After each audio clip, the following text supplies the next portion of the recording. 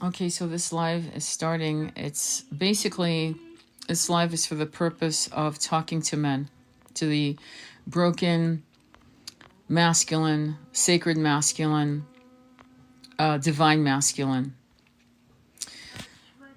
And I'm waiting for people to come on if they can. Divine masculine. And I'm waiting for people to come on if they can. Sacred masculines, they first have to realize their brokenness.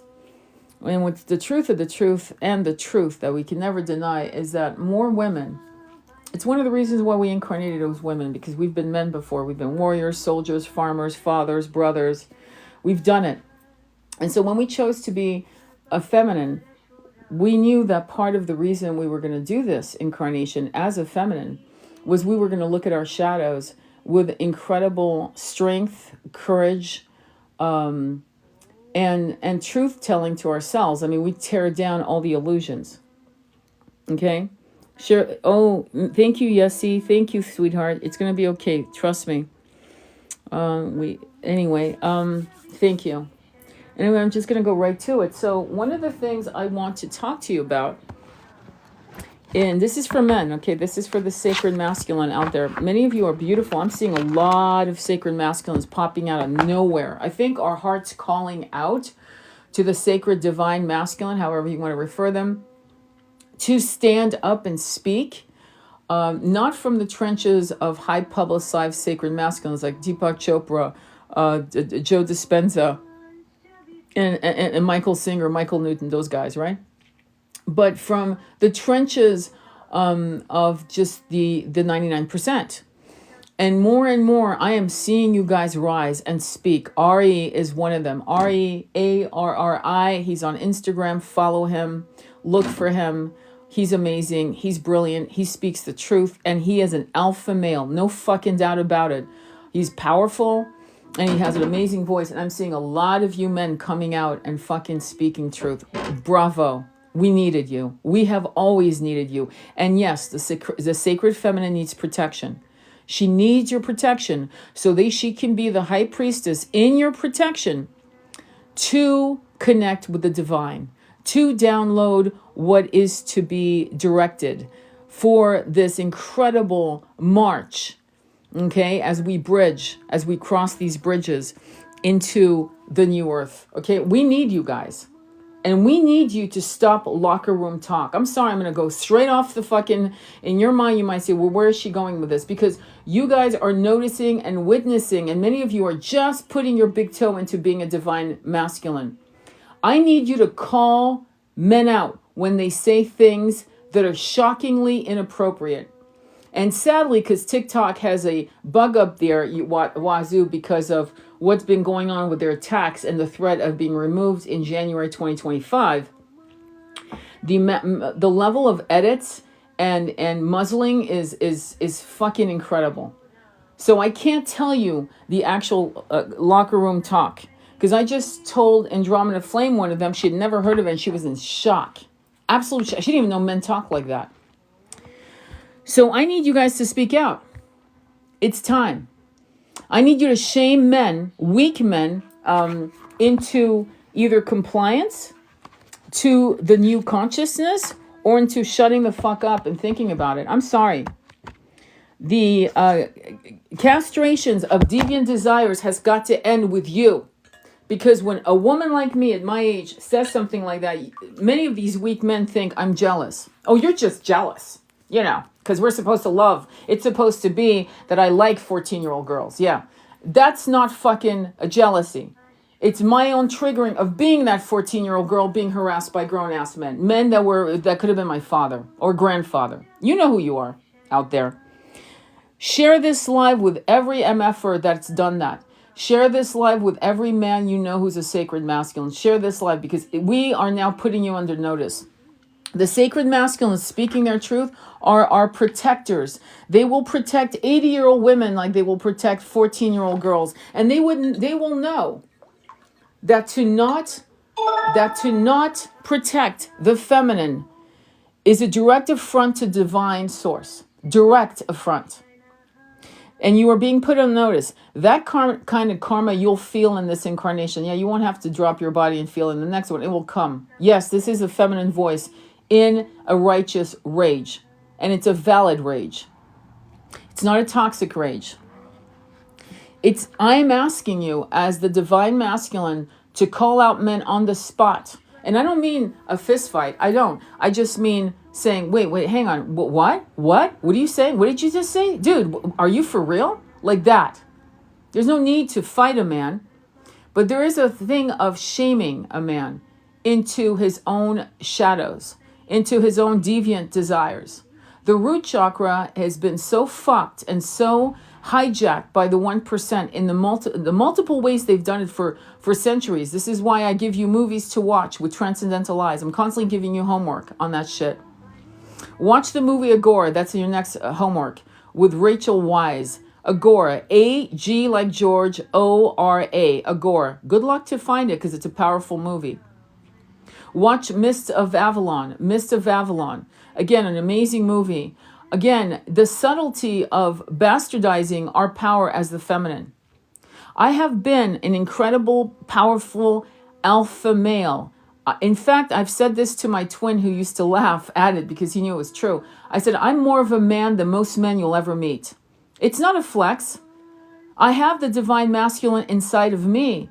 And I've had to develop it in this incarnation because for a long time I had to be the man because I was not being protected in the way I needed to be protected. So if you want a woman to be feminine, you better be a man, a masculine man. What does that mean? It means that you're not chasing every bimbo on the street. It means you've decided to make this woman your sacred partner in this incarnation and the walk of a monogamous integrity, filled with protection, filled with understanding, filled with allowing her to express herself in how she dressed, what she wears, in her own divine essence, in her own ability to dance before you, in her sensuality, in her sexuality, in her expressions of adoring herself and adorning herself. You protect that. You see, in many, many incarnations, we have had, in fact, I was one of these priestesses that was attacked.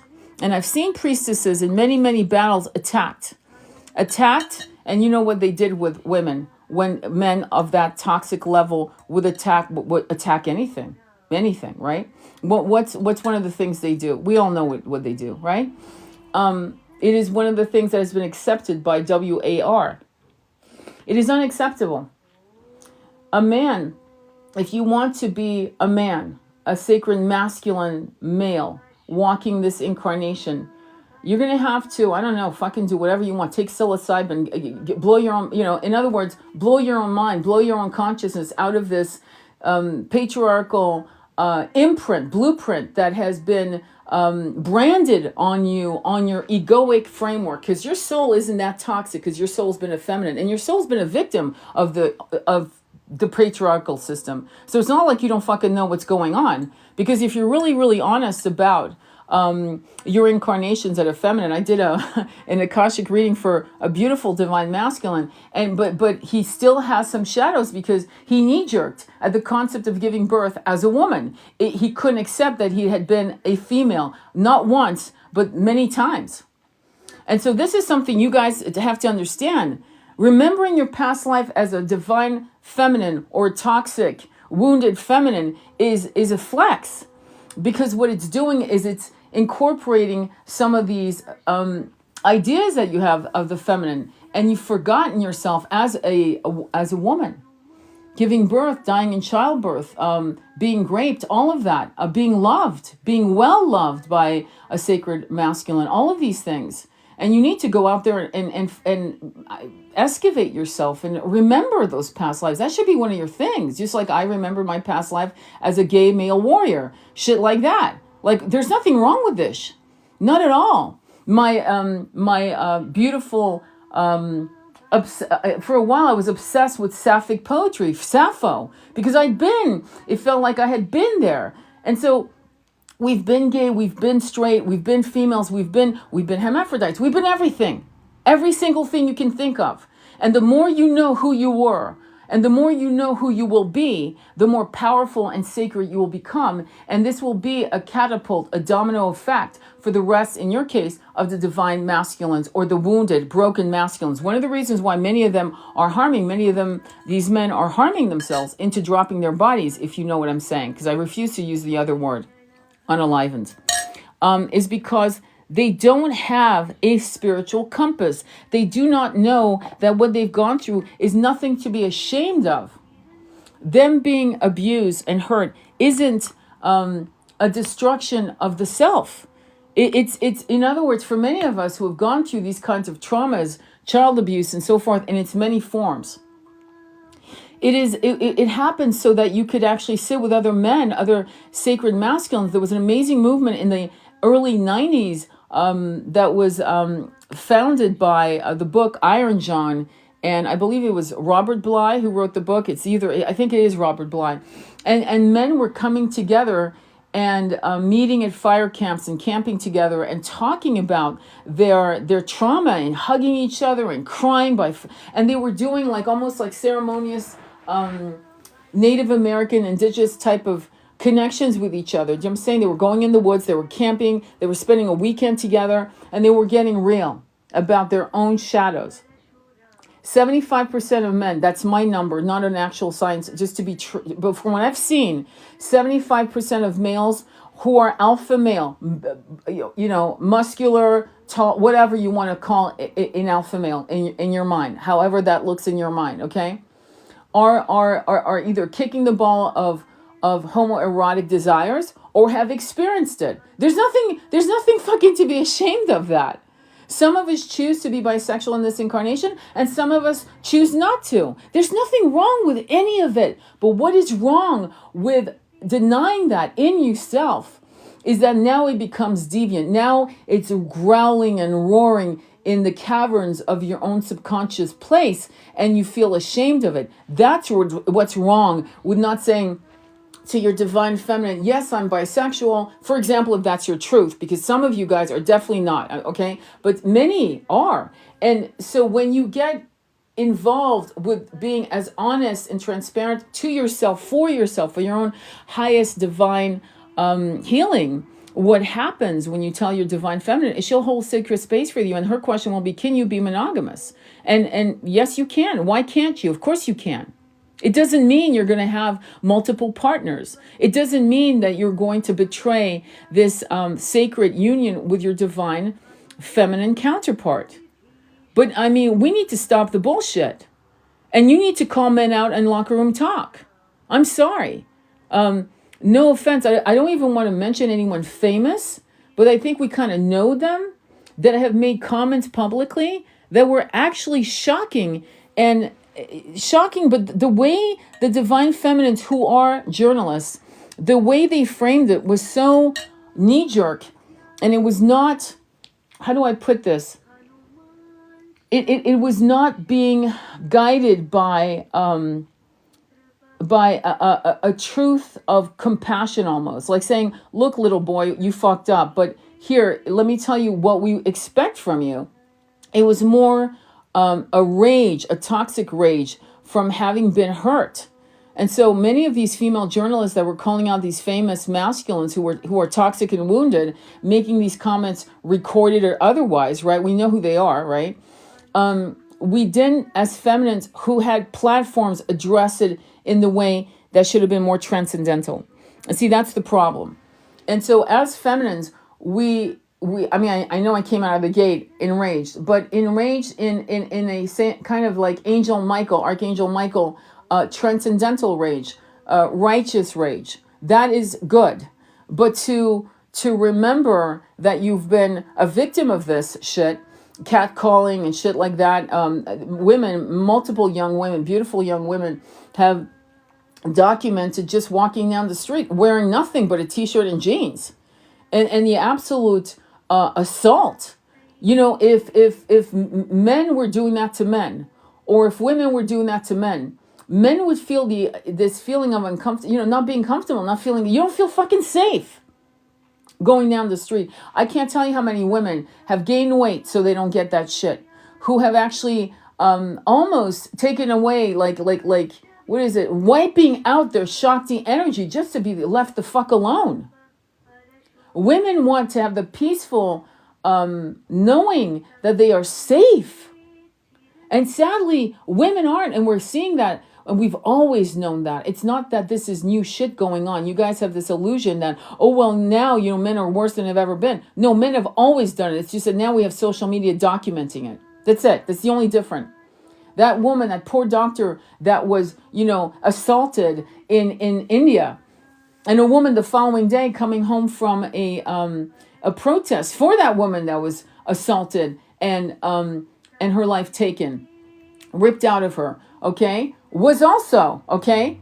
So what we need to understand is that we are relying on the divine masculine to protect us from these incredibly deviant, toxic masculines who seem to be like ants. But I think there's a lot more of you. In fact, it's not quantity. See, the thing that we can rely on, my beautiful brother, is that we know that one of you can take out 40 of them in your energetic frequency. We already know that. It's not, well, there's so many of them. Yes, there's a lot of these little toxic ant male incarnations running around with their toxic root chakra, okay? We know that. But we also know that the divine masculines, just his light is so incredible, protective, loving, and ultra powerful that you can actually do this in your own community. Because again, everything that happens is a domino effect. Negativity is a domino effect. Positivity is a domino effect. We go back to the 100 monkey theory. We know it. This is science.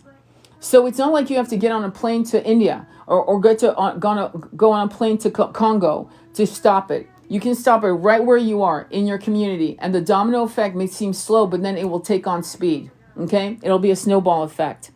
Any comments or questions on that? Do you guys understand where I'm coming from? Does that make sense? Because we women, many of us who know, we know that without you, we're fucked. This idea that we can do without men, like Cher's famous interviews, and many women who have been on platforms that could have healed the sacred masculine or brought the sacred masculine to light, denigrated the masculine by saying, well, we don't need men. Well, we let me put it this way to you. None of us need each other. Just so you know, none of us needed each other to get born, to come out of the birth canal. Okay? None of us needed that. None of us need each other to actually drop our bodies in the end of the day. In fact, some of us prefer to do it without anyone in the room, to be honest with you. It's just a lot more peaceful than the yelling and screaming and the wailing. Okay? Just saying on the side note. So what I'm going to say to you is that we already know we don't need each other. We can completely survive without each other. There's this not, but to add nectar to these incarnations, we do need each other. Just like I need to sit across from a sister, okay? And to laugh and cry and share stories. I need the beautiful divine masculine to sit with me as my divine counterpart, my beloved, my lover. Or as a friend. Or as a platonic friend where there's no real sexual tension. There's no bullshit of that. It means I can be his friend. He doesn't have an ulterior motive to also get me to bed. Does that make sense? And divine masculines, you need to be straight. If you're going to be friends with a woman who's beautiful or you find erotic or sexually attractive, check your ass to the door. Okay? Treat her like a sister. I don't care how old she is. Treat her like a sister. And really examine yourself. Because if you're doing this to be her friend, to get her in bed at some point when she's at her weakest, you're toxic as fuck. You are and that goes with women too, because women pull that shit too. Don't think it's just a masculine thing. It's a feminine thing too, because I've seen it. See, I've worked with thousands of clients all over the world, and I know the shadows that we carry within us. But most importantly, I see our light. I see more of our light than our shadows. But I'm going to talk about the shadows because we have to look at it and share it with each other and be okay with our shadows. And so, and not just okay, but say, okay, well, what parts of my shadows have strengths that I can use in this incarnation, and which ones do I need to transmute, dissolve, and release? All of us are bisexual on the side note, just all of us. No shit, because you've made love. If you're a woman, you remember making love to a woman when you were a man. I mean, think about it. Remember. It's just remember what it felt like to take a woman and possess her. Vice versa is true also. You've been a man, you've been possessed by, when you were a woman, you were possessed by a man.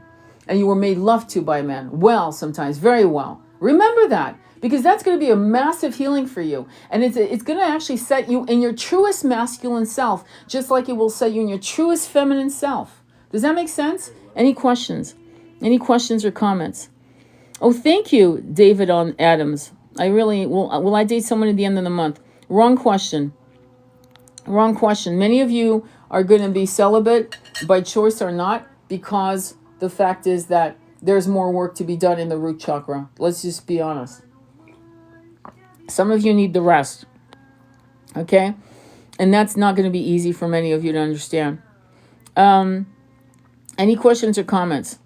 Because I want you to know how transcendental you become in this incarnation. In other words, when you start going through massive like levels of the dark night of the soul or things of that nature, how you come out of it, if you survive it, which some people, God bless them, don't survive it. And we know what happens. But when you survive it, you have done an incredible act I mean, you're magnificent. And you've done something that many people can't do. In fact, many people avoid the dark night of the soul because they go deeper and deeper into their addictions not to go through the dark night of the soul. They're afraid of what's going to come out. They're afraid they'll never survive it. And the concept of addiction is very much about hiding from the self. The concept of being busy, overly scheduled, overly busy, constantly doing shit. That's another a sign of avoidance. So when you give yourself moments of, like days of silence, days of being alone, like in your house on a Saturday, if you guys work 9 to 5 on the weekend and you decide just to putter around the house and to be within yourself and to journal. My fine young friends out there, my masculine brothers, please, journal, write your thoughts, learn how to articulate to yourself what you're feeling. Women do it all the time. See, that's the thing about why we incarnated as females, because we knew there were certain things that we needed to experience with the freedom of the feminine trust, like this feminine high priestess psychic energy that we all embody. And the masculine comes in as the magician. The masculine comes in as the magician to ask the high priestess, his beloved, what's your download? Oh, that? Okay, great. Well, I'm going to put that into 3D or 5D. I'm going to create this for us. If a masculine is really in his truest power, then he, just like us, many of us are doing, is you'll toggle between high priestess magician, which means you will be unafraid of your psychic downloads, because I'm going to be honest with you, many of you masculines are afraid of your psychic downloads. You're like terrified of downloads. You think you're actually going crazy, or it just freaks you the fuck out. Like you're afraid of ghosts, you're afraid of apparitions, you're afraid of messages, you're afraid of all kinds of shit. And this is true, okay? I've just met, and many of you are very psychic. You were born in lineages where it is easier for you to actually experience psychic energies, psychic downloads and connections. Many of you run from it, like it's dangerous, and you need to run towards it. You need to literally launch yourself into the mosh pit of transcendental awakenings, and they will come. Many of them. It will come in its own form for you, and your guides will appear to you if you're honest. And it's not psychosis. Okay, that's the thing. You've got to discern between psychosis, which I think is very easy to discern, by the way, and real evolutions. A movie I want you guys to watch, my friends. This is for all of you, but definitely for the masculine. Try to find the movie called The Trial of Billy Jack. The martial arts, if you love Bruce Lee, if you love shit like that, The Trial of Billy Jack was made in the early 70s, and it was set in the Vietnam War, during the Vietnam War, but it was also in America, and it was set regarding the Native American fight for their own rights. By the way, on the side note, Native Americans were not allowed to, the indigenous people of America were not allowed to have passports until the 1970s, which is insane. But it's about the mystical aspect of him as a very divine masculine, and his connection with the shamanic experiences that he's having. So the Trial of Billy Jack and the movie Billy Jack, those two movies, I definitely want you to look it up. I was so enamored by these movies that I bought the screenplays when I was like 14, 15 and read them. I was in love. So you can actually find the actual screenplays in the format of books. Go ahead and look for those and maybe read them, if you can't find the actual movies. Any question? Let me see your comments. Okay, guys, you got to read the room. Do better, okay? You got to be kidding. Anyway, with that said, I will go ahead and let you go. I'll upload this. Thank you, Yessie. And I will upload this live, and you guys can feel free to, share comments. Yeah, of course, you're upset because I'm not going to actually do little voodoo tata yes no moments. I'm sorry, that's not, you're on the wrong page. Like, you may want to block me, which isn't a bad idea.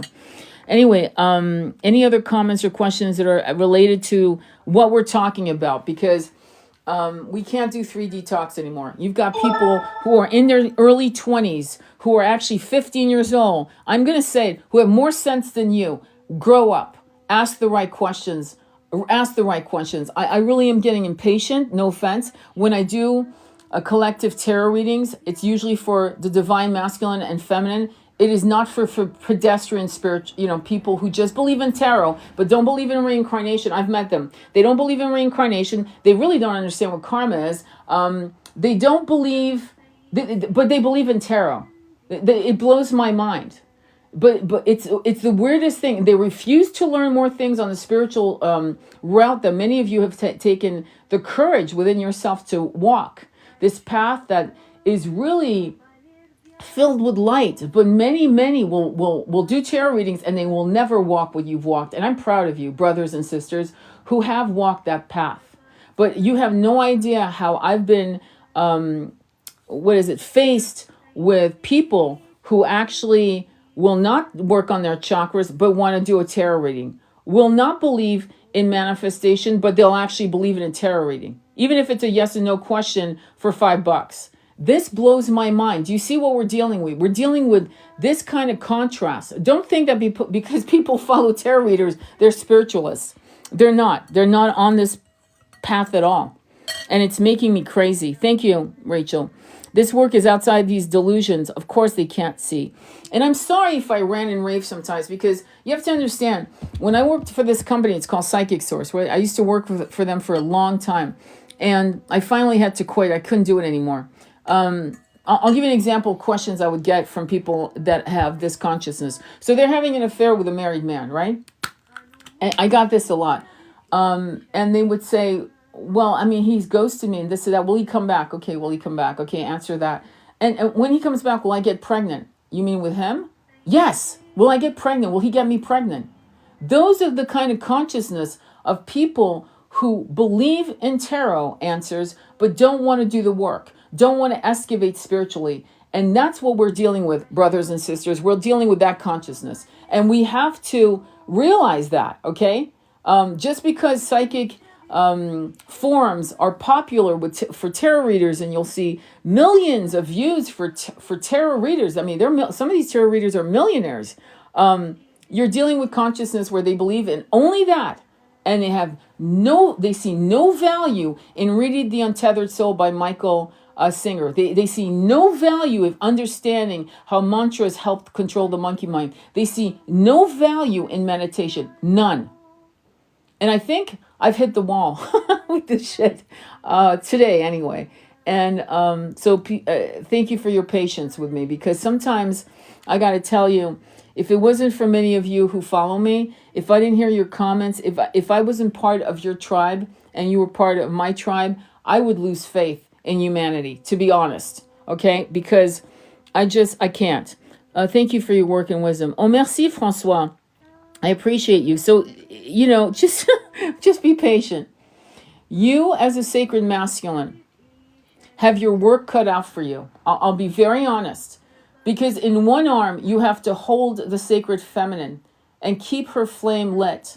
And on the other arm, with a sword, you have to literally push back the toxic masculine from the divine feminine. It's a lot of work. I don't think we females to the full level understand what this is.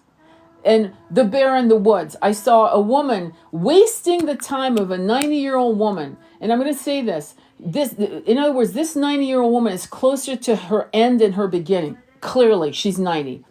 And this woman thought it was a good idea to talk to her about the bear in the woods. And what would you choose? Instead of saying something more in the healing aspect, imagine she's 90. Do you know the shit she went through as a woman? I mean, you know, right? You've been there. The flashing in the metro, the inappropriate touches in buses, in bookstores when you were, anyway, too young to have that happen to you, or whatever. And here she goes bringing up this toxic question instead of saying, Grandma, if you had anything to tell me that was good about the sacred masculine, what would you say? What was the most traumatic thing you've gone through with a masculine or feminine? Because women do it too. My son's ex-girlfriend, who was Brazilian, was traumatized and essayed by her own mother, just on the side note. And this is reality. Okay, we need to stop with this gender shit. We have to look at the fact that the majority of people are toxic. Because of trauma, unrealized trauma, meaning they're not aware of their trauma. They think that this shit's normal because people run in packs. And if the whole pack, if the leader of the pack is toxic, then the whole pack is toxic. And that includes women and that includes men. So anyway, instead of asking her, Grandma, tell me about the worst thing that ever happened to you with a man and tell me the best thing that ever happened to you with a man, that would have been nice to hear. That would have been nice to hear No, instead she wants to educate her on the bear in the woods so that when she drops her body, one of the things that now has been seeded is the bear in the woods. And would you choose a bear over a man? A bear or a man? And it's shocking to me that that's the conversation that many women are choosing. Many women are choosing conversations of childless and free. Childless and free. I talked to a beautiful starseed, amazing, powerful woman who lives up in Alaska. If she hears this, salutations to you, my friend, my beautiful sister. But one of the things that we both agreed on and we understand is for many of us, starseeds, because there was a psychic that was saying, yeah, starseeds, one of the signs is that you don't have children. Wrong. My twin didn't have children. I did. And there are two reasons why this was important. One, he's a starseed. He needed my mentorship. He needed his father and me. Two, it's what's keeping me here. My son. Many of us as starseeds, if we didn't have our children grounding us, starseed children that have incarnated through our wombs, through our semen, we would not be here, my friends. Many of us would, bye. Yeah, this is not the deal I want. Okay, so there's a purpose, and there's this weird shaming of women who are trying to say, well, if I were you, I wouldn't have children. Well, if that was, and these are mothers saying that, if that's what you're saying, then your womb was not cleared. You did not do your work to clear your womb. Many of us, thank God, like myself, didn't do it either, to be honest. But thank God for whatever reason, because I've been meditating and doing work like this for fucking decades, right? So that I must have been doing something right, because I'm proud to say my son's a divine masculine. And hell-bent on healing himself even further. Hell-bent. Does he have shadows? Of course he does. We all do. But he's aware of them and he works on them. So I'm proud of him. And I am. And I don't regret having a child. I don't regret having an adult child that is in my life. I'm very proud of him. I know that one day when I drop my body, I'll look down smiling, saying, thank God I was able to be a part of this sacred masculine incarnation. Thank God. But when women say shit like that, you need to really be careful what the fuck you're saying. Are you really saying that? Saying that you regret having your children as you raise them? That's a massive resentment. What the fuck are you doing? Like, if you know that you're not sure about not having, go ahead and do something surgical. There are men doing that too. There's a guy called Girthmaster who did that. He tied his own, he did the do, right? And there are other men doing that. There are other women doing that. I respect that. But, we need to respect women and men who choose to have children. We can't, there's this weird flex that's so toxic. I'm childhood, what is it called? Child free and free. And I'm so happy. And okay, great. I'm glad you're happy. But don't put women down and men down who've chosen, and they really want children. And they're excited about bringing these starseeds on the planet. They're important to the evolution of this planet. They're very important. Ear ringing as I say that. Very important. Because if the only people breeding children are idiots, then we're fucked. So we need star seeds to give life to these star seeds coming in to raise the planet's frequency. Again, there's the divide and conquer. There's this butting of heads. It's such bullshit. If you, my dear sister, decide not to have children, good. Glad you're not having one. You're probably better off not having one. You'd probably be an awful mother. No offense. Or an awful father. Good. I'm glad you're not doing it. Thank God you're not. But for those who are consciously choosing to have children, yeah, honor them too. Don't just, oh my God, I'm just so great. My God, I didn't have children. Thank God for me. And you should all say, but I respect women who do it and who do it consciously, and fathers who are conscious fathers. You know what I mean? And I'm only seeing one side of it. I'm not seeing a balanced side of that dialogue as well. So, and that's our problem. And that's our problem. We've always pointed fingers at other people instead of saying, it's not good for me, but I admire you for doing it. And so it's the same with the sacred masculine. When you come in as a sacred masculine and you've committed to protect us, yes, okay, protect us, because let's not play games. Many of us are not going to be able to take on a guy that's 6'4" and 230 pounds of muscle. Let's wake up, okay? We're not, okay? Many of us are not going to be able to do that. Okay, so we need a divine masculine's protection. Do we not? Can we agree? Because at the end of the day, if we are in Delulu land and we think we can take on a man to that power, then we are really toxically delusional. However, as we walk the 3D into 5D, we will be divinely protected. And these toxic masculines are out there to harm us, and toxic feminines will no longer match our frequency, and there'll be a force field that protects us, yes. But I'd very much like us to actually embrace our brothers out there who are trying to be seen and trying to be heard through the howling and rage of the wounded and toxic feminine. I know that many of you who are high priestesses know better, and you do honor the divine masculine. You do, and you are trying so hard to bring your own twin into self-realization, into stepping into their light. I know that about you. Many of you I speak to, and many of you become my dear, cherished friends. But what we have to kind of get to is to also call out our sisters. When we see these women denigrating the masculine, we need to call them out and go, there are a lot of men who would actually save you in the fucking forest, in the woods. Many men. They're not all out to get us. Now, to be honest, if I went up to the woods and I was alone and I saw a woman walk down, I'm not going to necessarily believe she's not toxic. I'd have to feel her energy. Now, would my heart pump a little faster if it was a masculine? No, I won't lie to you. But a smart man, a divine masculine, will immediately realize that he needs to make me feel safe as I'm walking up the hill. Similarly, should a woman. Does that make sense? Because women can be, well, we all know, mean girls, right? We know how women can act. Girls can comments. Let me see here. Thank you. Okay. I would have dropped a few years ago if it wasn't for my boy. Of course, me too, my girl.